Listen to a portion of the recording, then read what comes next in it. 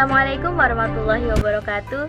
Jumpa lagi dengan saya Ari Dwi Astuti, mahasiswi Institut Agama Islam Negeri Kendari, Program Studi Pendidikan Bahasa Arab, Fakultas Tarbiyah dan Ilmu Keguruan. Baik teman-teman, pada kesempatan video kali ini saya akan menjelaskan 6 teori membaca, diantaranya yaitu teori scanning, teori predicting, teori reading faster, teori menemukan arti dalam kata, kemudian teori memahami struktur retorika, dan yang terakhir yaitu teori topik sentence dan money idea. Kemudian setelah kita memahami teori ini, kita akan mempraktikkannya. Simak video berikut. Jadi teman-teman, yang pertama yaitu teori scanning. Apa sih teori scanning itu? Jadi teori scanning adalah pendekatan membaca yang melibatkan melihat cepat teks untuk informasi penting sambil mengabaikan detail yang kurang penting. Jadi, teknik membaca scanning ini merupakan teknik membaca cepat dan biasa juga disebut dengan teknik memindai. Teknik membaca ini berguna untuk mencari beberapa informasi secepat mungkin dan tentunya akurat. Dan tanpa kita sadari bahwa kita sering melakukannya loh. Dan saya akan memberikan contoh bagaimana penerapan dari teknik membaca scanning ini. Jadi di sini saya menggunakan kitab Adab Ta'lim wal Muta'alim sebagai sampel bacaan. Setelah kita mengetahui teori scanning ini, maka di mana pembaca hanya fokus apa yang dia cari pada suatu buku dan mengabaikan bagian-bagian lain dari buku tersebut. Dan contohnya di sini saya menggunakan sampel bacaan dari kitab Adabul Ta'lim wal Muta'alim. Nah, di dalam buku ini saya memfokuskan untuk mengetahui adab guru terhadap muridnya. Nah, yang perlu saya lakukan adalah menggunakan teori scanning ini, yaitu yang perlu saya lakukan membuka bagian daftar isinya. Setelah itu, saya melihat sub-sub judul dan saya memfokuskan pada adab guru terhadap siswanya. Setelah mengetahui nomor halamannya, saya langsung masuk pada halaman tersebut dan fokus membaca pada bab itu dan mengabaikan bagian lain dari kitab ini. Yang kedua yaitu teori predicting. Apa sih teori predicting itu? Jadi, teori predicting dalam membaca adalah menggunakan informasi yang telah ada atau diketahui sebelumnya untuk membuat perkiraan tentang apa yang akan terjadi selanjutnya dalam teks. Ini melibatkan membuat prediksi tentang isi teks berdasarkan judul, subjudul, atau informasi awal yang tersedia sebelum membaca secara menyeluruh. Nah, di sini saya akan contohkan dan saya masih sama. Saya menggunakan sampel bacaan dari kitab Ta'lim wal Muta'alim. Jadi setelah kita mengetahui teori predicting ini, yang dimana teori ini bagaimana kita bisa memprediksi apa hal yang selanjutnya terjadi dalam bacaan teksnya kita. Dan teori predicting ini bisa juga dikaitkan dengan pengalaman. Dan di dalam sampel bacaan yang saya ambil di sini, saya fokuskan ke adab guru ketika mengajar. Dan di sini saya membaca di bagian awalnya saja. Dan di sini saya bisa menebak dan tahu ini selanjutnya yang akan terbaca itu apa, yaitu bagaimana sih adab guru di saat mengajar. Dan berdasarkan dari pengalaman saya, tanpa membaca semuanya itu, saya akan memikirkan dari pengalaman saya saat guru mau mengajar, memberikan contoh penampilan yang rapi, sopan, wangi, dan menunjukkan hal-hal kebaikan, kebenaran, dan mencontohkan yang terbaik untuk siswanya. Dan yang ketiga yaitu teori reading faster. Jadi teori reading faster adalah kemampuan untuk membaca dengan kecepatan yang lebih tinggi tanpa mengorbankan pemahaman. Dan ini hampir sama dengan teori scanning, sama-sama membaca cepat, namun bedanya reading faster ini tidak mengabaikan semua pemahaman terkait teks yang akan dibaca. Dan penerapan teori membaca cepat ini bisa membantu dalam mengatasi materi yang banyak dalam waktu yang singkat, seperti studi riset atau tugas-tugas yang membutuhkan pemahaman cepat terhadap banyak informasi. Dan di sini saya akan memberikan contoh masih sama dengan sampel bacaan yang tadi, yaitu di kitab Ta'lim di kitab Adab Ta'lim wal Muta'allim. Jadi setelah kita mengetahui teori reading faster ini, contohnya di sini saya mengambil pada bagian bab 3 yaitu adab murid terhadap gurunya. Pada paragraf pertama yang kita baca, maka kita bisa pahami bahwa seorang siswa itu ketika mau belajar atau ketika mencari guru, maka yang dilakukan adalah sholat istikharah untuk meminta petunjuk pada Allah, bahwa sebaiknya dia ini mencari guru yang seperti apa dan baik untuk dia untuk menimba ilmu. Dan seorang siswa yang baik juga dianjurkan untuk melihat dan menelusuri kepribadian, sikapnya, sikap guru yang akan mengajarinya.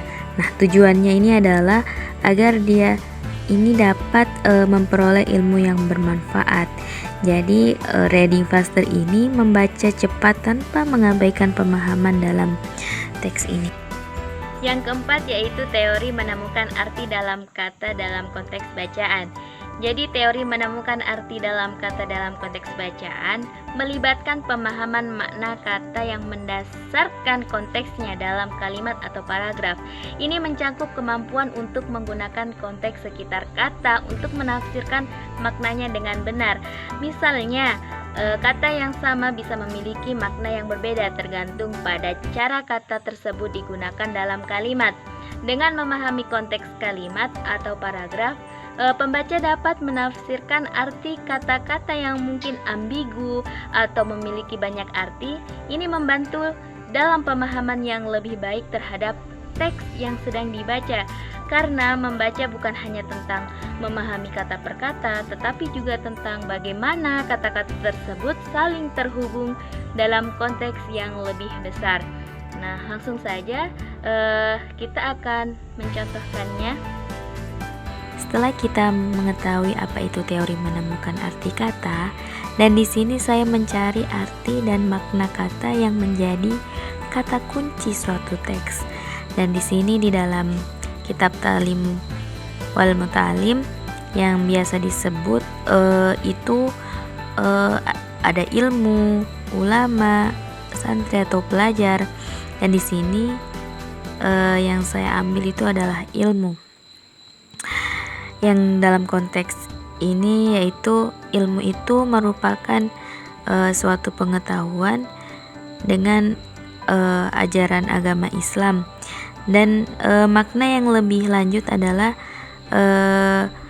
dan yang lebih dalam itu meliputi pemahaman Al-Quran, pemahaman hadis, qiyas, ijma, dan semua yang menyangkut dalam ajaran agama Islam. Jadi yang dimaksudkan di sini di dalam kitab Ta'lim wal Muta'allim yaitu ilmu yang mempelajari agama Islam. Dan yang kelima yaitu teori memahami struktur retorika.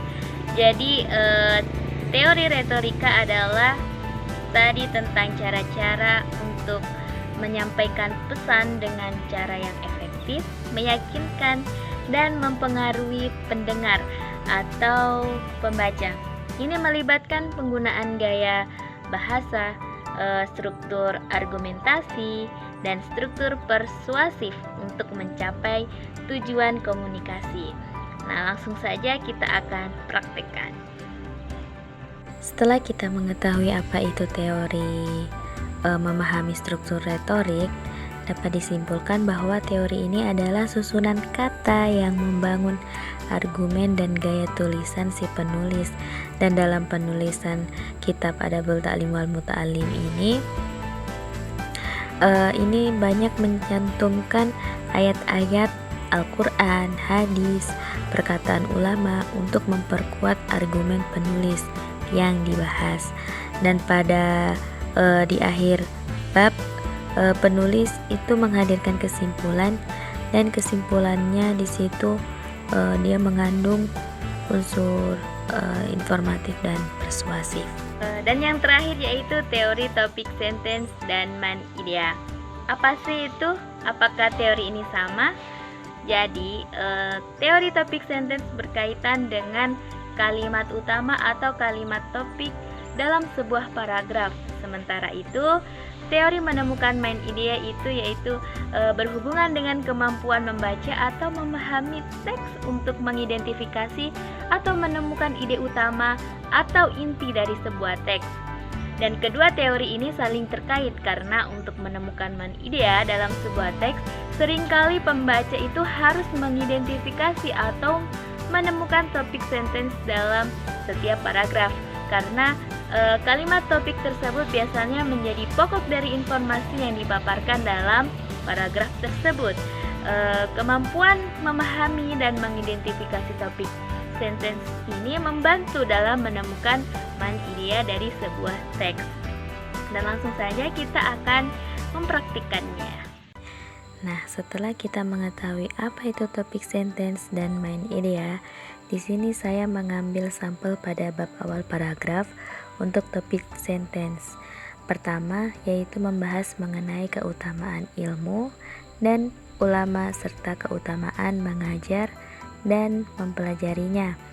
Nah, sedangkan untuk main ideanya yaitu bisa dilihat dari judul atau kesimpulan. Dari kitab ini main ideanya adalah adab-adab guru dalam mengajar dan beberapa adab siswa dalam menuntut ilmu. Nah, itulah tadi pemaparan dari saya, kurang dan lebihnya mohon dimaafkan. Mudah-mudahan apa yang sudah saya jelaskan bisa bermanfaat bagi kita semua. Jika ada kesalahan itu datangnya dari saya, dan jika ada kebenaran itu datangnya dari Allah. Syukran jazilan. Wallahu muwaffiq ila aqwamit thoriq. Wassalamualaikum warahmatullahi wabarakatuh. Sampai jumpa.